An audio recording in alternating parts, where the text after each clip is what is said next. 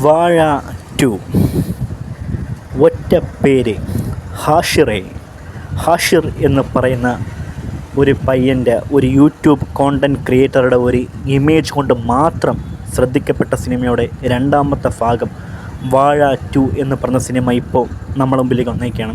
Cinema ഇപ്പോൾ കണ്ടതേ ഉള്ളൂ. Cinema കിടിലനെന്ന് പറഞ്ഞു കഴിഞ്ഞാൽ ഇതാണ് പടം.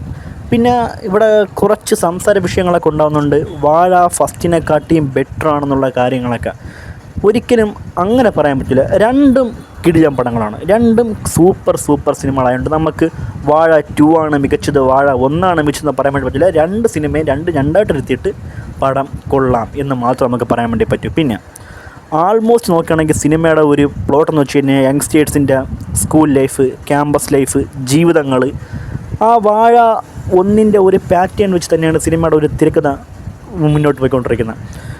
ആദ്യ പകുതിയിലൊക്കെ ആണെങ്കിൽ നമുക്ക് ഒരുപാട് മികച്ച കോമഡി, ഇമോഷൻസ്, ഫൈറ്റ് കാര്യങ്ങൾ അങ്ങനെയാണ് പോകുന്നത്.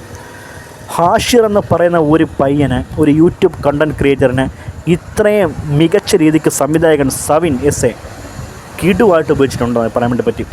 കൂട്ടത്തിലുള്ള ആ ഗ്യാങ്ങുകളുടെയൊക്കെ ഓരോ പ്ലേസ്മെൻറ്റുകൾ, മറ്റ് കഥാപാത്രങ്ങളുടെ പ്ലേസ്മെൻറ്റുകൾ എല്ലാം വരുന്ന പോയ കഥാപാത്രങ്ങളുടെ പ്ലേസ്മെൻറ്റുകൾ, അത് എല്ലാ കഥാപാത്രങ്ങൾക്കും ഈ സിനിമയിൽ വളരെയധികം ഒരു ഇമ്പോർട്ടൻസ് ഉണ്ടെന്നാണ് പറയേണ്ടത്.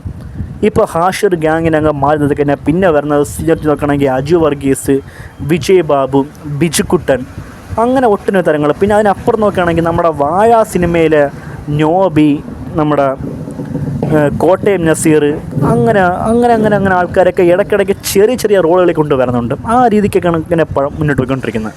നമുക്ക് ഫസ്റ്റ് ഹാഫ് ഒരു ലാഗൊന്നുമില്ല, കാരണം ഇൻട്രസ്റ്റിംഗ് ആണ്, വെരി ഇൻട്രസ്റ്റിംഗ് ആയിട്ട് ഉള്ള സബ്ജക്റ്റ് ഇങ്ങനെ നല്ല പോലെ എടുത്ത് നമ്മളിങ്ങനെ കാണിച്ചുകൊണ്ടിരിക്കുകയാണ്. പടം ഫസ്റ്റ് ഹാഫ് ഗംഭീരം. ഇതിലൊരു തിയേറ്റർ സീനൊക്കെ ഉണ്ട് കേട്ടോ. തിയേറ്റർ സീനൊക്കെ ഉണ്ടെങ്കിൽ അതിൽ അങ്ങനത്തെ ഒരു ഹ്യൂമർ പരിപാടി ഉണ്ടെങ്കിൽ ഒരു ബ്രെയിൻ വർക്ക്, ഒരു സ്ക്രിപ്റ്റ് റൈറ്റിംഗ് സൂപ്പർ. ആ തിയേറ്ററിലുള്ള ആ ഒരു സീക്വൻസ് അതിഗംഭീരമാണ്. പിന്നെ അൽഫോൺസ് പുത്രനുണ്ട് ഇതിനകത്ത്. അൽഫോൺസ് പുത്രൻ്റെ ആ ഒരു ഇൻട്രോ തന്നെ പ്രേമം റെഫറൻസുകളൊക്കെയാണ് കാണിച്ചു വെച്ചിരിക്കുന്നത്. പ്രേമ റെഫറൻസ് പോലത്തെ ഒരു ഇൻട്രോ ആണ് സംഭവം കൊടുത്തിരിക്കുന്നത്.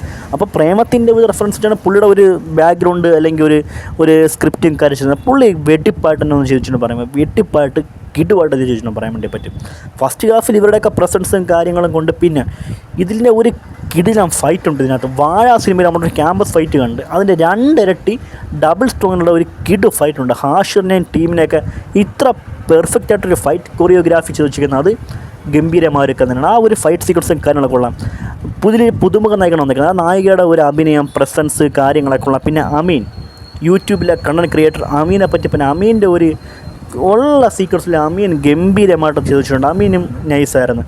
പിന്നെ അത് കഴിഞ്ഞ ഫസ്റ്റ് ഹാഫിൽ ഇത്രയും കാര്യങ്ങൾ കാണിച്ച് പിന്നെ കഥ ഒരുപാട് അങ്ങ് ടൈറ്റ് ആവുകയാണ്. കുറച്ച് ഇമ്പോർട്ടൻറ്റ് സീൻസും കാര്യങ്ങളൊക്കെ ആയിട്ട് ഇങ്ങനെ പടം ആ ലെവലിലേക്ക് ട്രാക്ക് മാറുമ്പോൾ പിന്നെ ഇവരുടെയൊക്കെ അഭിനയ പ്രസൻസാണ് നമുക്ക് കാണാൻ വേണ്ടി പറ്റുന്നത്. ഒരുപാട് പെർഫോമൻസുകളെ പറ്റി ഇങ്ങനെ കാണാൻ വേണ്ടി പറ്റിയിരിക്കുന്ന സ്ക്രിപ്റ്റ് മാറാണ്. പിന്നെ ഹാഷിറിൻ്റെ ആ ഒരു ഇമോഷൻസും കാര്യങ്ങളൊക്കെ, പിന്നെ കഥ മറ്റൊരു തലത്തിലേക്ക് മാറണം.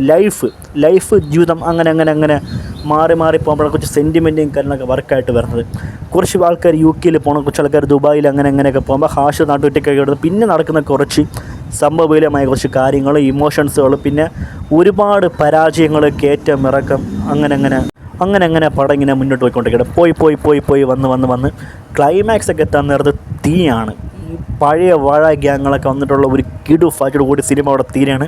ഹാഷിറിനെ പെർഫെക്റ്റായിട്ട് കാസ്റ്റ് ചെയ്ത് ഉപയോഗിച്ചെന്ന് പറയാൻ വേണ്ടി പറ്റും. എല്ലാവരും അതിലുള്ള വിനായക്, മറ്റേ പയ്യൻ, അതെല്ലാവരുടെയും ഗംഭീര പ്രകടനം കൊണ്ട് നിങ്ങൾ മസ്റ്റായിട്ടും തിയേറ്ററിൽ പോയി കാണാൻ വേണ്ടി ശ്രമിക്കുക. ഒരു കിടു പടം. ഇതാണ് വാഴ എന്ന സിനിമയെ എനിക്ക് പറയാൻ വേണ്ടിയുള്ള എക്സ്ട്രാ മാസ് പൊട്ടൻഷ്യൽ കിടില മൂവി. ഇനി ഒരു 3ാം ഭാഗം കൂടെ വരുമെങ്കിൽ പൊളിക്കുമെന്ന് വേണം പറയേണ്ട. ആ ഒരു കാര്യം ചിത്രം പറയാൻ വേണ്ടി വാഴ ഈസ് എ ഗ്രേറ്റ് മൂവി. ഇത്രയുള്ള പറയാനായിട്ട്.